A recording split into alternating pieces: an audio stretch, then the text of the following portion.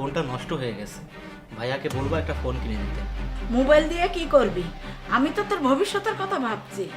নিজে একটা কিছু কর, তাহলে সব কিছু নিজেই করে নিতে পারবি।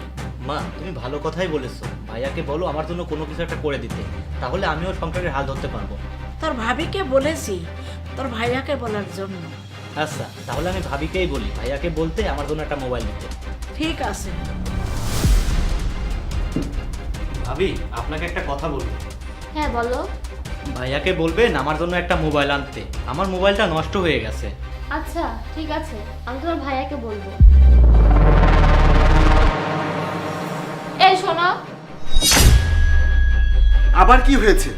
ছুটির দিন একটু বাসায় আছি, তাও একটু শান্তিতে থাকতে দাও না। তোমার ভাইয়ের নাকি মোবাইল লাগবে, মোবাইল কিনে দিতে বলেছে। ঠিক আছে, কিনে দেবো।